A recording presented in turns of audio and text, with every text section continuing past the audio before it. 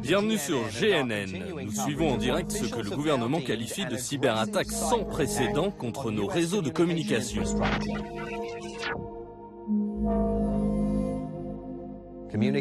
Les places financières sont entièrement paralysées ce matin. Les systèmes de réservation de compagnies aériennes et tous les systèmes de transport sont eux aussi totalement paralysés.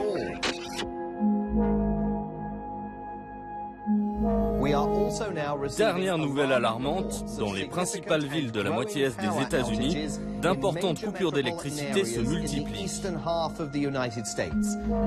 À la Maison-Blanche, l'inquiétude monte. Sans électricité et sans réseau téléphonique, la panique serait générale.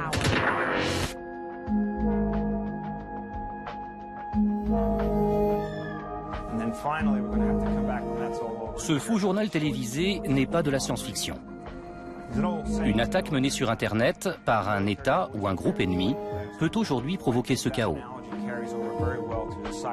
Effondrement de l'économie, coupure géante d'électricité, paralysie totale des réseaux téléphoniques.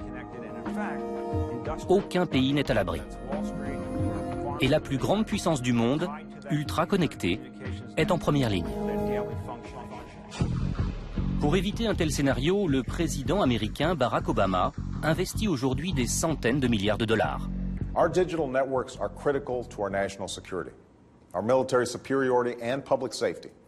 But that dependence also makes us vulnerable to cyber attack from those who would do us harm. The lesson is clear. This cyber threat is one of the most serious economic and national security challenges we face as a nation.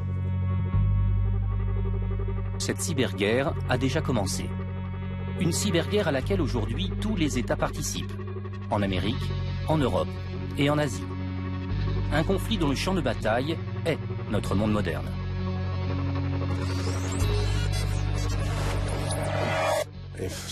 Si un pays veut détruire notre réseau électrique, nos trains, nos banques, notre aviation, il peut le faire. C'est difficile de cacher 1000 tanks. C'est très facile de cacher un programme de cyberguerre. Un officiel chinois m'a dit « Nous ne ferons jamais bugger Wall Street, mais juste parce que Wall Street nous appartient. » En théorie, peut-on couper le courant à Pékin? Je dis oui. En pratique, je ne sais pas, parce que je ne connais pas leur vulnérabilité. Mais est-ce que ce serait une bonne idée? Je crois qu'on devrait réfléchir à 2 fois avant de répondre oui.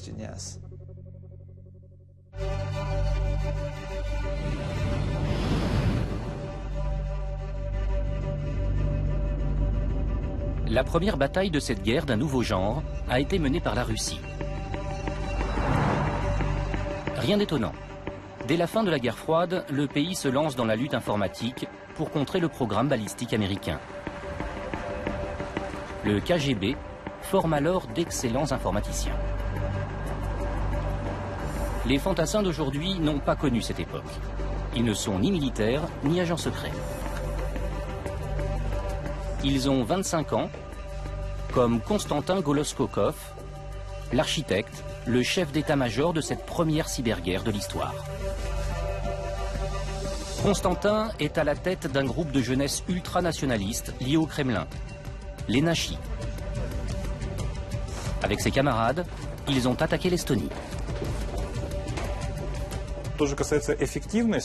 Du point de vue de son efficacité, je considère globalement que oui, l'opération sur l'Estonie a été réussie. Et le fait qu'aujourd'hui, près de 4 ans après notre attaque, on continue à en parler, montre bien que nous avons effectivement atteint notre objectif. La cible, c'était donc l'Estonie, un petit pays de l'ex-Union soviétique devenu membre de l'OTAN. En mai 2007, les autorités estoniennes déboulonnent une statue d'un soldat de l'armée rouge. Pour Moscou, c'est la provocation de trop. Une attaque de grande ampleur est alors lancée, mais une attaque invisible, sans chars ni avions, mais qui frappe au cœur de l'ennemi, ses réseaux informatiques.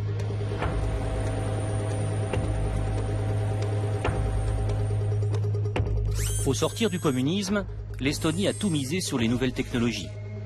C'est un des pays les plus connectés à Internet au monde. D'un simple clic, ses habitants payent autant leurs factures que leurs parcs-mètres, effectuent leurs déclarations de revenus et leurs transactions bancaires, élisent leurs députés, créent une entreprise ou accèdent à tout document administratif. Alors le 1er août, Constantin commence par faire bugger les sites gouvernementaux. Je vais vous faire la démonstration. Là, je suis sur le portail d'une administration estonienne. Il doit y avoir des liens vers le ministère de la Défense, le ministère de l'Intérieur d'Estonie. On avait travaillé sur ces adresses à l'époque. Le service technique de leur site était vraiment lamentable et rien n'a changé. Donc, en fait, il suffit de se connecter en masse sur les sites pour les saturer. Bien sûr, on a aussi utiliser des programmes complémentaires. Je veux dire des scripts écrits ici, par nos gars, pour augmenter l'afflux des connexions. Constantin et sa poignée de camarades hackers ont ainsi pris le contrôle d'un réseau de plusieurs milliers d'ordinateurs piratés dans le monde entier, sans même que leurs utilisateurs en aient conscience. Un système appelé botnet, couramment utilisé pour diffuser des spams, mais aussi très prisé par les cybercriminels. Constantin et son équipe demandent alors à ce réseau zombie de se connecter en même temps aux sites estoniens, les faisant ainsi disjoncter. En plus des sites officiels, les sites bancaires, journalistiques ou commerciaux sont mis hors service. Pendant plusieurs jours, le pays est paralysé, la population n'a plus l'accès à ses emails. Début de panique lorsque les comptes bancaires deviennent inaccessibles. Le but de ces attaques était d'isoler le pays, de créer de l'insécurité. Et ça a marché. Les gens se demandaient ce qui se passait. Ils se sont sentis vulnérables. Ils ne pouvaient plus retirer leur argent et ce genre de choses.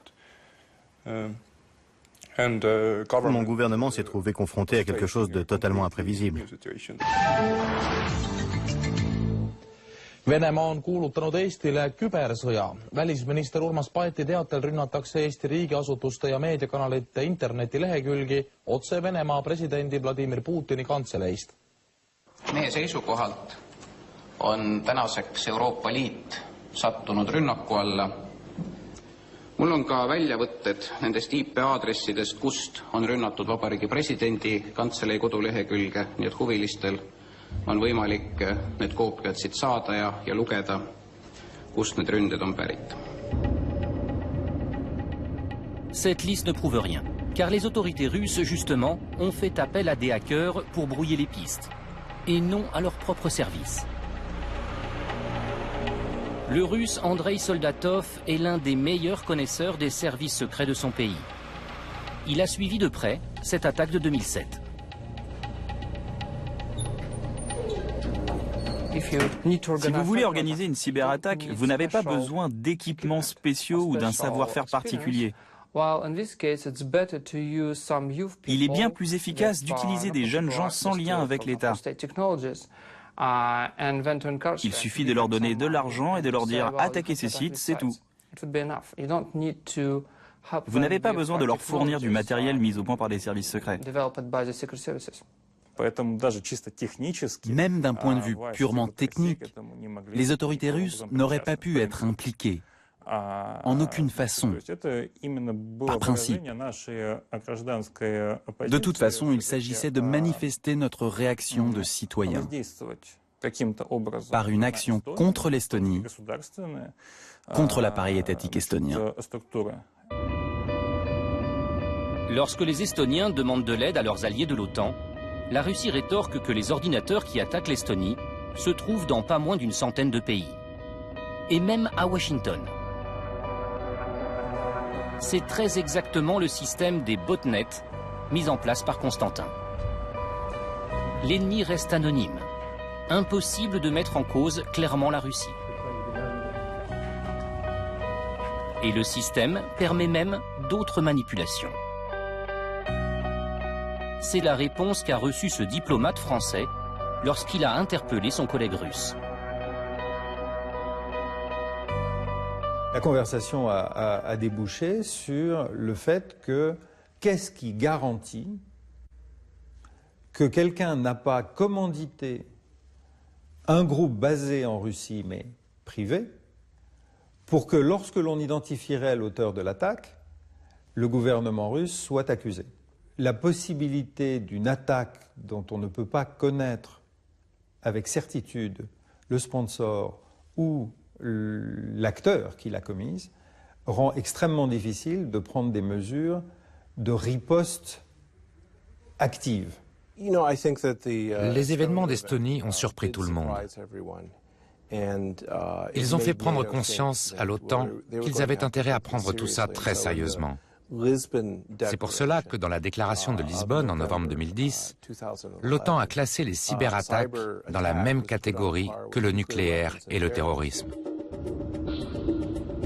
La rapidité avec laquelle une cyberattaque peut déstabiliser un État entier effraie les Occidentaux.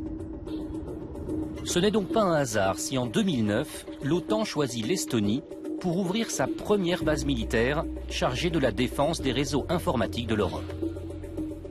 Avec la terre, l'air, l'eau, l'espace, le cyberespace devient officiellement un domaine militaire.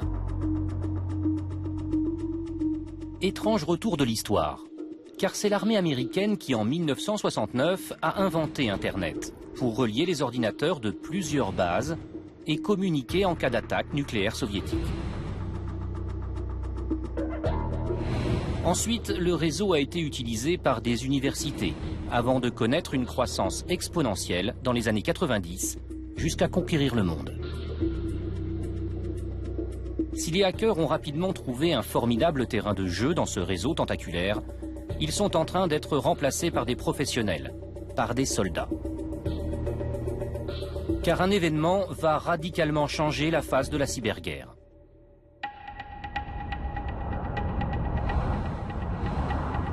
Tout commence ici, dans cette banlieue de Washington, le 13 juillet 2010. Direction Symantec, une des principales sociétés de cybersécurité. Dans l'univers de l'Internet mondial, seules ces compagnies sont capables d'avoir une vue d'ensemble en temps réel. Les ordinateurs de leurs millions de clients dans le monde sont autant de sondes pour savoir ce qui se passe sur les réseaux. Des moyens de surveillance supérieurs à ceux de n'importe quel État. Cette salle de contrôle observe ainsi 9 milliards de connexions par jour et détecte un nouveau virus toutes les 2 minutes. Alors quand un nouveau virus apparaît sur les écrans un jour d'été 2010, dans un premier temps, personne ne panique. Au début, ça ressemblait à un petit virus, très bien construit, visant les systèmes d'exploitation Windows. Des milliers d'ordinateurs ont été touchés à travers le monde, mais c'était une infection relativement limitée, très ciblée. Comme à chaque fois qu'un nouveau virus apparaît sur la toile, les informaticiens lui donnent un nom. Ce sera Stuxnet. Les premières analyses démontrent que ce virus n'a pénétré que quelques dizaines de milliers d'ordinateurs sur tous les continents. Mais une chose intrigue les ingénieurs. Ce virus est tellement difficile à détecter qu'il est sans doute présent sur le réseau depuis plus d'1 an. On essaie de savoir, dans un premier temps, par où et comment ce programme se répand. Et on constate assez rapidement un certain nombre de faits très étranges, et en tout cas très nouveaux. La première chose, c'est qu'on constate assez rapidement qu'il utilise plusieurs failles dans un logiciel, et ça dénote déjà le fait qu'il y en ait. On se rend compte assez rapidement qu'il y en a un certain nombre. En fait, il y en a 4. La plupart du temps, quand il y en a, on en voit une. 4, c'est du jamais vu. Du jamais, jamais, jamais vu. Au même moment, à Moscou, l'autre grande société de cybersécurité, le russe Kaspersky, se lance à son tour dans la course de vitesse pour comprendre ce virus. Un virus qui est passé au travers des mailles de tous les antivirus. Alex Kostov a débuté sa carrière de hacker à l'âge de 15 ans, avant de se faire recruter par Kaspersky. Aujourd'hui, c'est lui qui est chargé de décoder les centaines de milliers de lignes de code de Stuxnet. Voilà un des fichiers de Stuxnet. Bien sûr, ça ressemble à du chinois. Mais si vous le mettez dans un autre format, ça devient quasiment un langage. Franchement, c'est un des virus les plus sophistiqués qu'on ait vu au cours de ces 20 dernières années.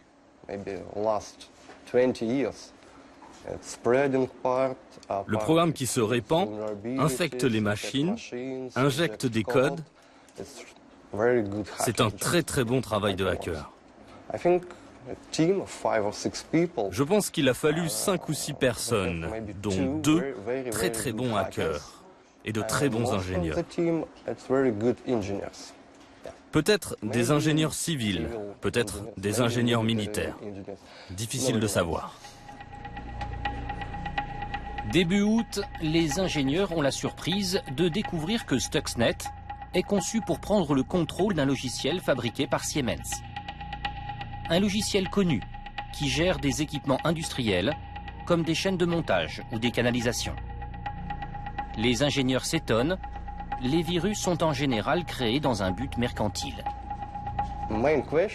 La question principale, quand on analyse un virus, c'est où est l'argent? Pour quelle raison a-t-il été créé?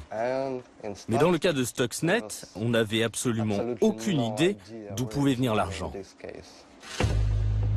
Reste à trouver l'origine de l'attaque. Courant août a lieu une découverte déterminante.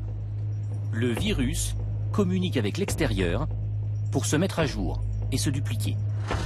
Ces communications aboutissent à 2 serveurs informatiques situés au Danemark et en Malaisie. 2 serveurs officiellement consacrés au football. Et donc ensuite, on a pris le contrôle de ces serveurs et donc toutes les connexions des différents machines infectées par Stuxnet revenaient vers un serveur que nous contrôlions. In fine, on récupère le trafic qui prévient de ces machines-là et c'est là qu'on s'aperçoit que les infections reviennent d'adresses Internet qui sont en Iran. Les ingénieurs découvrent que 60% des 100 000 ordinateurs infectés sont en Iran.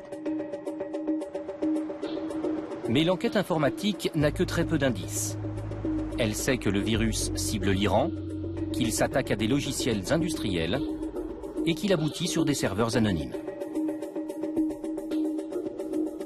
Le mystère Stuxnet aurait alors pu durer très longtemps, sans une déclaration du 26 septembre 2010 des autorités nucléaires iraniennes. Sur leur site web, elles révèlent que leurs installations ont été victimes d'une vaste attaque informatique. Soumis à des inspections internationales, les Iraniens n'ont d'autre choix que de reconnaître que leur production d'uranium, officiellement civile, mais peut-être militaire, s'est effondrée. C'est le centre nucléaire de Natanz qui a été visé, et ces précieuses centrifugeuses acquises de haute lutte par les Iraniens au cours des dernières années. Stuxnet livre peu à peu ses secrets. Les centrifugeuses, c'est pas quelque chose de massif, ce sont des tubes assez fins, à l'intérieur desquels tournent des rotors extrêmement rapidement, et la vitesse de rotation des centrifugeuses doit être contrôlée par les processeurs informatiques qui ont notamment pour fonction de s'assurer que cette vitesse reste stable. Ce que fait Stuxnet, c'est que Stuxnet s'attaque aux processeurs informatiques qui contrôlent la vitesse de rotation des centrifugeuses et les a fait littéralement exploser. Or, comme ces machines sont fragiles, une fois qu'il y en a une qui a explosé, elle va faire exploser les autres. C'est pour ça qu'il y a probablement un millier, en tout cas plusieurs centaines de centrifugeuses qui, dans un temps très bref, ont été totalement mises hors d'état de fonctionner par le virus. Dans la centrale, le virus est en effet parvenu à rester dormant pendant des mois, capable de muter et de ressurgir, sabotant progressivement la vitesse des centrifugeuses. Le tout en envoyant aux opérateurs derrière leurs écrans des informations indiquant que tout allait bien. Mais le plus surprenant est qu'un virus informatique soit parvenu à pénétrer des ordinateurs ultra protégés et évidemment déconnecté du réseau Internet global.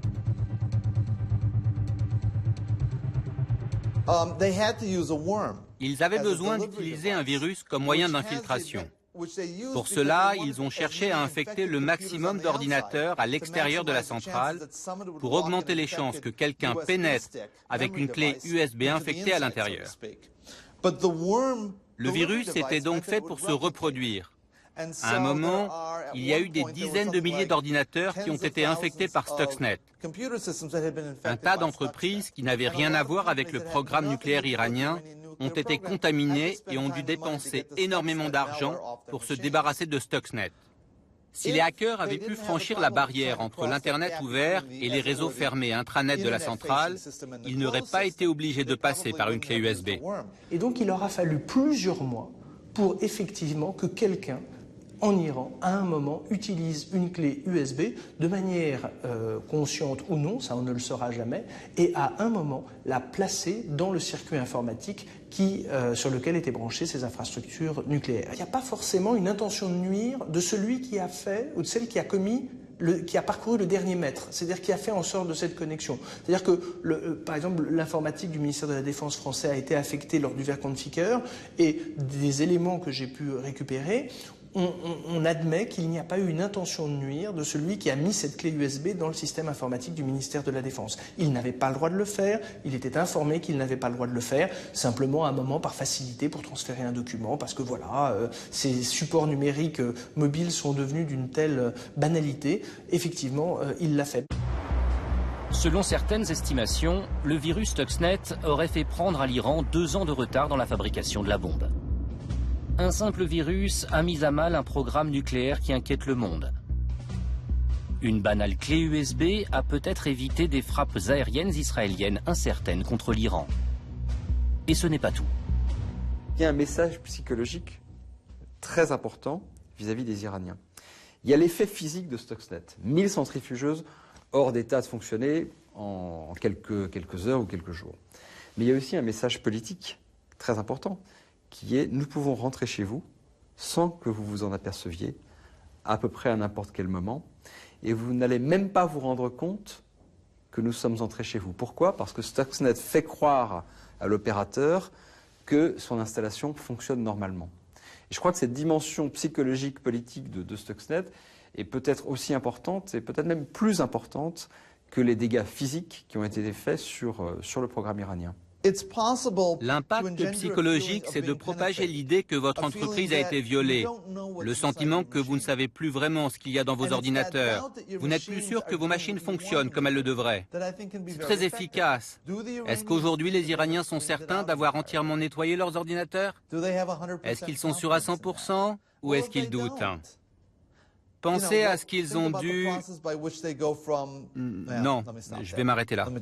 Je vais m'arrêter là. Martin Libicki nous en a-t-il trop dit? Il est chargé de planifier la stratégie de la cyberguerre pour le Pentagone. Il est donc très bien informé. Stuxnet n'a peut-être pas dit son dernier mot. Les créateurs de ce virus sont toujours dissimulés derrière 2 serveurs de football. Et personne à ce jour n'a revendiqué cette cyberattaque.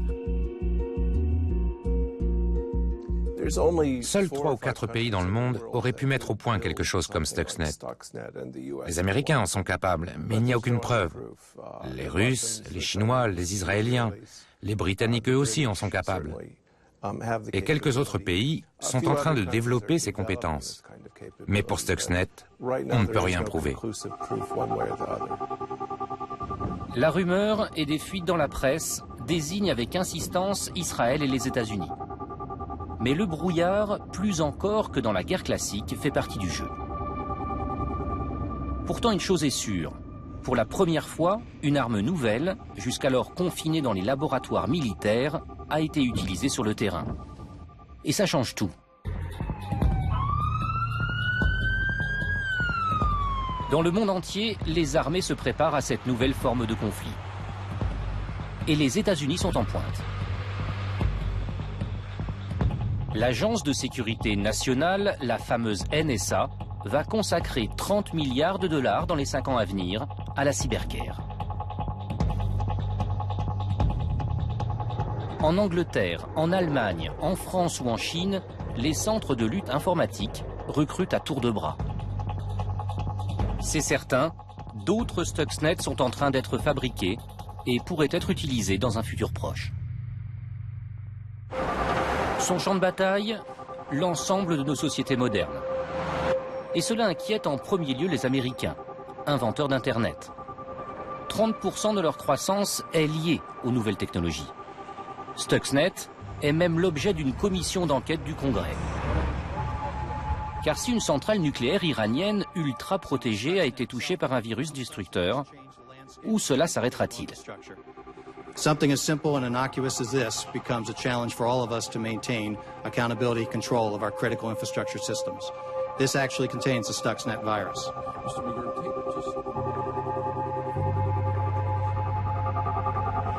Le président Obama également sonne l'alarme. This world, cyberspace, is a world that we depend on every single day, and the World Wide Web that has made us more interconnected than at any time in human history. It's the great irony of our information age. The very technologies that empower us to create and to build also empower those who would disrupt and destroy. From now on, our digital infrastructure, the networks and computers we depend on every day, will be treated as they should be, as a strategic national asset. Ces infrastructures connectées par Internet et donc menacées sont innombrables. Feux de signalisation, réseaux de distribution d'eau, flux financiers, transport, pipeline, train. Si tout est connecté, tout peut être attaqué. Richard Clarke a été le conseiller antiterroriste des présidents Clinton et Bush. Le père du programme de cyberguerre des États-Unis. Selon moi, il y a un certain nombre de choses que les grands États sont capables de faire aujourd'hui. Il y a environ 30 pays qui ont des unités militaires de cyberguerre. Que peuvent-ils faire? Ils peuvent probablement couper l'Internet dans les autres pays.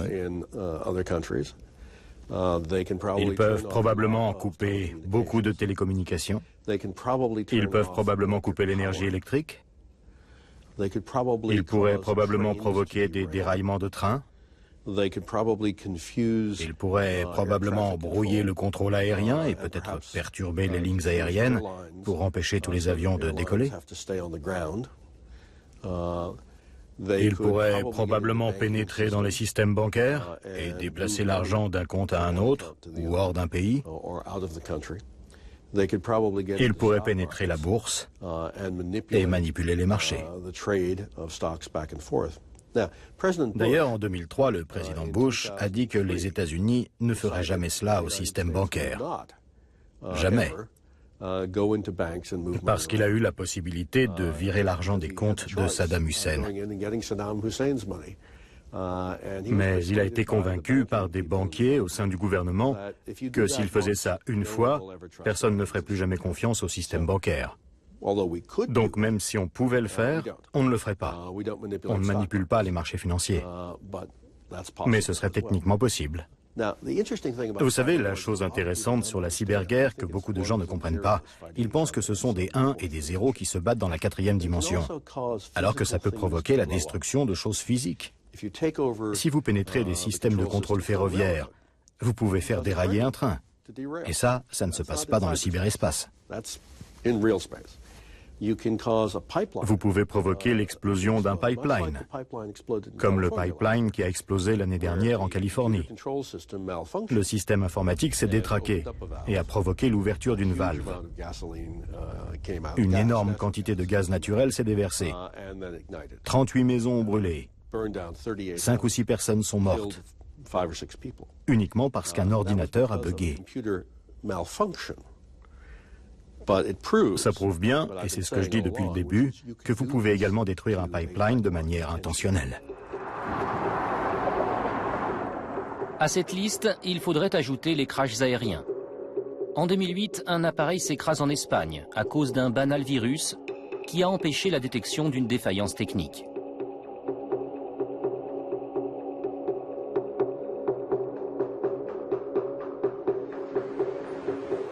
Mais ce qui inquiète le plus les Américains, c'est ce qui est au cœur de toute vie moderne, l'électricité. Car le gigantesque réseau électrique, maillage de lignes, de transformateurs, de centrales, est connecté à Internet, à des fins de maintenance.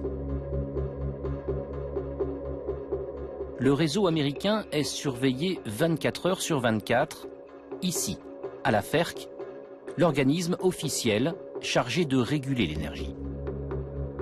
Depuis plusieurs mois, son directeur, John McClelland, met en garde contre les risques d'une cyberattaque. Aux États-Unis, il y a 3 interconnexions. Toutes les installations sont reliées entre elles. Elles produisent et diffusent instantanément l'énergie. Il y a l'interconnexion de l'Est, voilà l'interconnexion du Texas, et il y a l'interconnexion de l'Ouest. Une attaque sophistiquée et coordonnée sur le réseau électrique serait simultanée. Ce ne serait pas une attaque qui toucherait un générateur après l'autre. Tous seraient touchés en même temps. Et si les générateurs étaient touchés ou détruits pour un certain temps, les sites de production devraient attendre que les équipements soient remplacés. Et pendant ce temps-là, les citoyens n'auraient plus d'électricité. Ça pourrait durer un bon moment avant que les installations soient réparées. Quelques jours, si c'est une petite attaque, mais des semaines, des mois, voire plus longtemps, s'il s'agit d'une plus grande attaque. Donc une vaste attaque coordonnée serait dévastatrice. Une coupure géante d'électricité serait en effet une catastrophe économique, politique et humaine, dont il est difficile de mesurer les conséquences. Téléphone, transport, distributeurs de billets, hôpitaux, l'Amérique serait paralysée. En 2003, une coupure accidentelle du réseau Nord-Est pendant 2 jours a coûté 10 milliards de dollars. Pourtant, les autorités ont le plus grand mal à obliger les opérateurs électriques à sécuriser leur réseau. Longtemps agent de la NSA, Stuart Baker est l'ancien numéro 2 du département de la sécurité intérieure.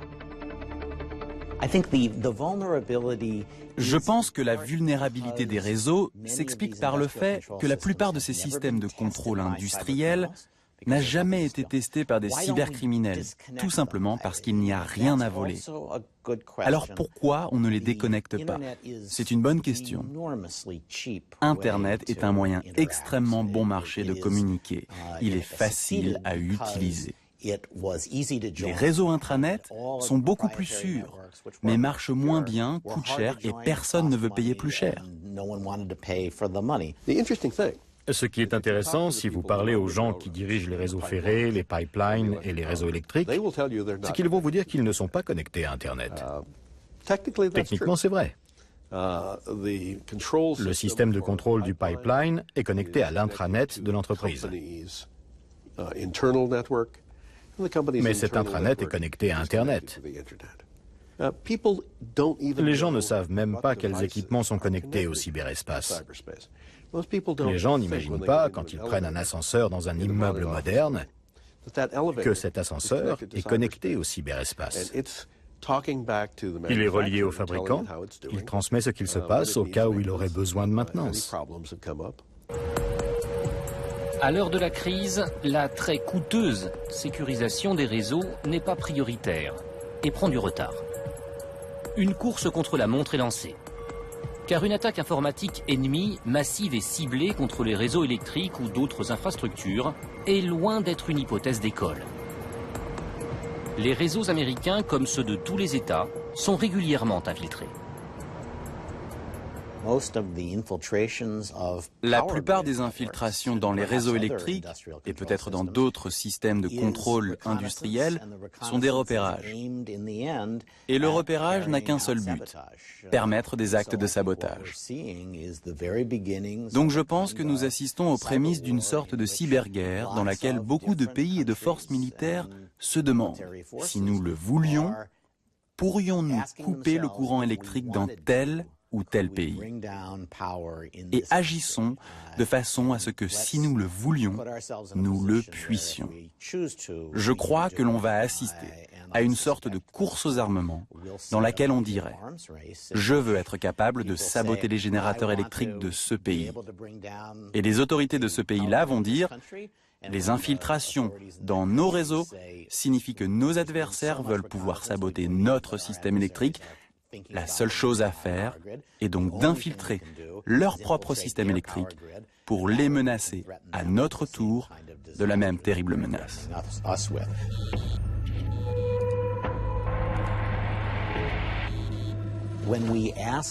Quand on a demandé aux responsables de la sécurité quel pays les inquiétait le plus, ils ont répondu massivement la Chine.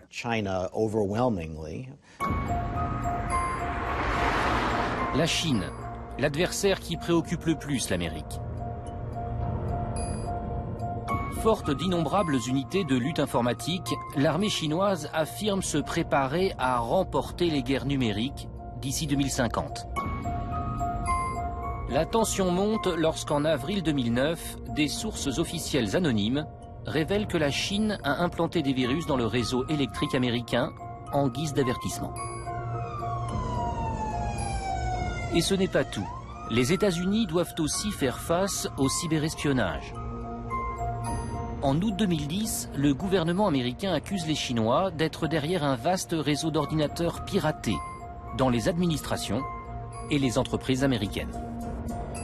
The United States will protect our networks. Those who disrupt the free flow of information in our society or any other pose a threat to our economy, our government, and our civil society. Countries or individuals that engage in cyber attacks should face consequences and international condemnation. Personne n'est allé voir les Chinois pour leur dire « Ce genre de comportement est inacceptable. Ce genre de comportement doit cesser. » Les États-Unis ne sont pas la seule cible. On a vu le réseau GhostNet, par exemple, qui a frappé le Dalai Lama. Mais il est entré aussi dans des réseaux d'ordinateurs de plus de 100 pays. Les Chinois ont été trouvés dans les réseaux français, allemands, britanniques, dans les réseaux de l'OTAN. La situation est compliquée. Et la complication vient de la partie chinoise. Il est facile de dire ce que les Chinois et les Américains font à très haut niveau. Tous deux pénètrent dans les systèmes informatiques de l'autre. Mais la grande différence, c'est que les États-Unis ne font pas d'espionnage économique. C'est simple à admettre. Qu'est-ce que les Chinois ont que nous voudrions voler? La tension, la défiance augmente encore lorsque des pirates informatiques volent des millions de plans du programme militaire américain le plus ambitieux jamais conçu. L'avion de chasse ultra-moderne F-35. Il y a un débat pour savoir ce qu'ils ont volé. Ont-ils pris des informations secrètes, des informations déclassifiées? Je pense qu'il est possible, et même très probable, que de nombreux systèmes d'armement comme celui du F-35 aient été pénétrés. Ce nouvel avion de chasse contient des centaines de millions de lignes de code. De nos jours, un avion de chasse ou même un nouvel Airbus, c'est un engin volant bourré d'ordinateurs et de lignes de code. Il ne peut littéralement pas voler sans ces ordinateurs. Donc imaginons qu'un jour, le F-35 parte combattre un autre pays. L'avion ennemi est là, et au lieu d'envoyer un missile, il envoie un message. Ce message va dans un ordinateur piraté du F-35 et lui dit d'arrêter son moteur ou de se cracher. Je ne pense pas que ce soit une idée folle. Ce n'est pas de la science-fiction. Ce genre de choses n'est pas très difficile à faire. Pour l'heure, la cyberguerre entre l'Amérique et la Chine tient plus d'une guérilla que d'un cyberconflit généralisé. De plus, avec l'interdépendance des économies, il n'est pas sûr que la Chine ait intérêt à faire vaciller l'économie américaine. Reste à savoir quelles sont vraiment les intentions chinoises. Nous sommes allés poser la question à un journaliste chinois, fin connaisseur des arcanes du pouvoir de Pékin. Les leaders chinois considèrent Internet comme une épée à double tranchant. Ils comprennent qu'Internet peut être une arme pour développer des technologies et pour obtenir des informations dans le cyberespace. Mais ils en ont aussi très peur, car si à l'extérieur, ils peuvent l'utiliser comme une arme, à l'intérieur de leur pays, ils considèrent Internet comme une énorme menace.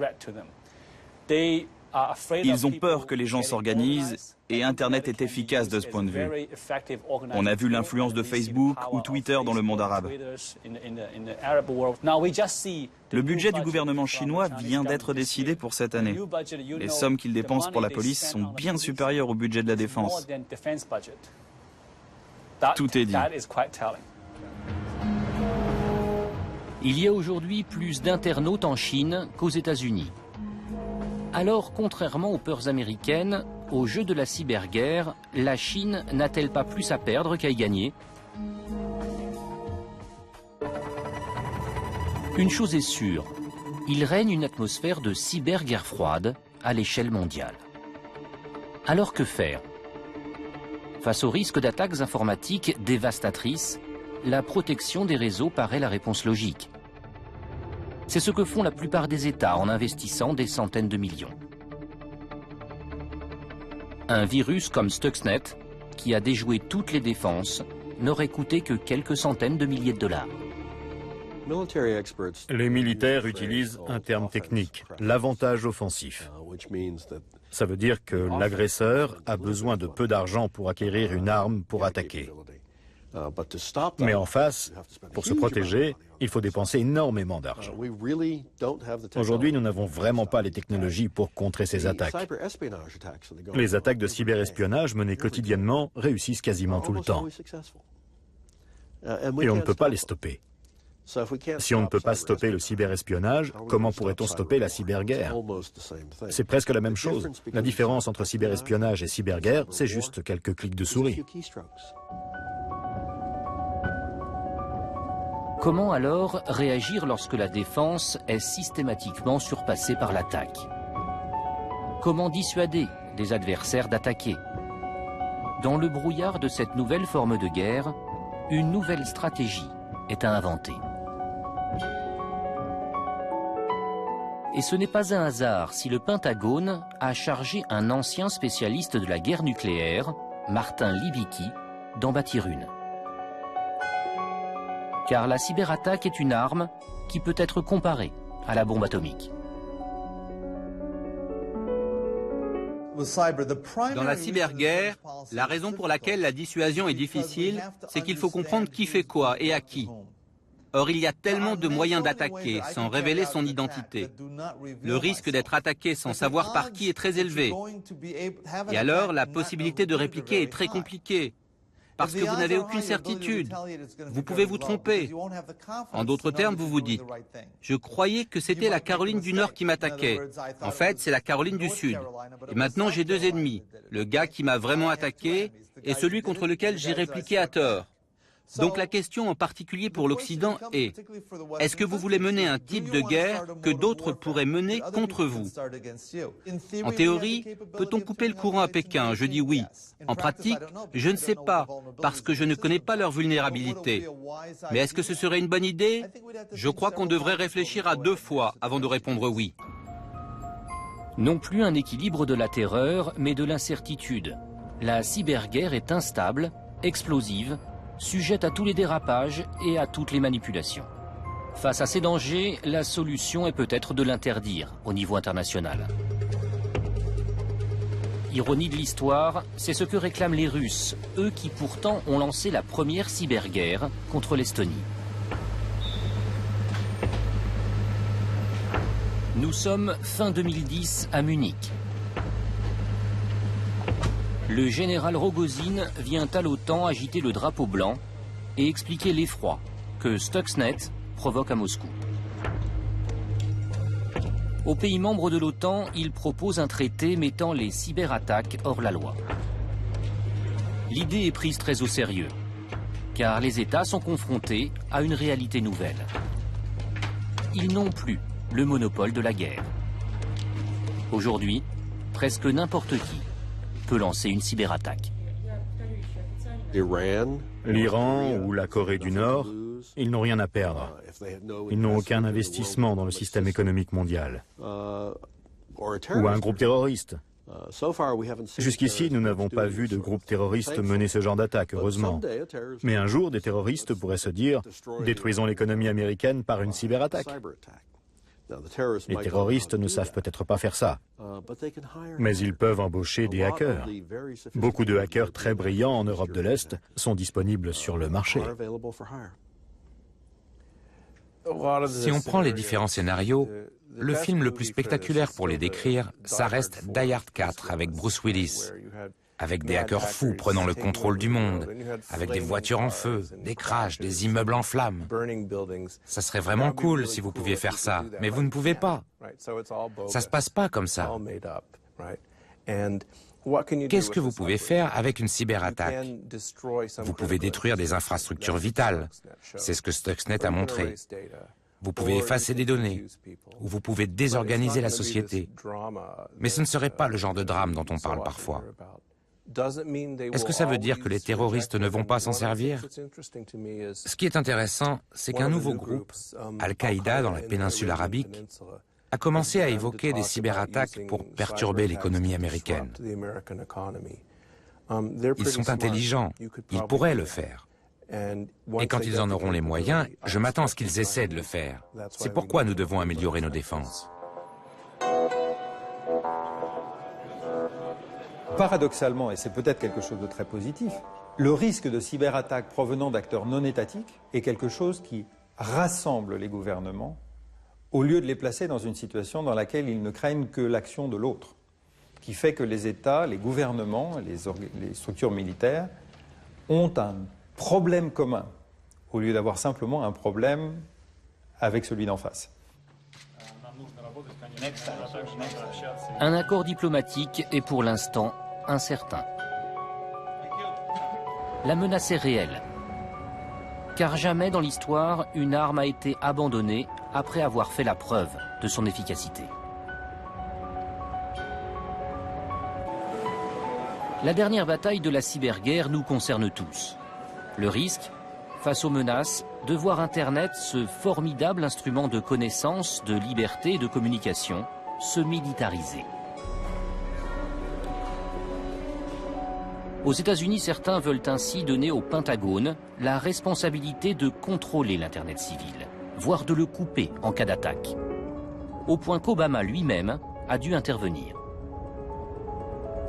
Let me also be clear about what we will not do. Our pursuit of cybersecurity will not include, I repeat, will not include monitoring private sector networks or internet traffic. We will preserve and protect the personal privacy and civil liberties that we cherish as Americans. Le temps des utopies est bel et bien fini. Qu'on le veuille ou non, Internet nous projette dans une nouvelle ère, celle des guerres invisibles.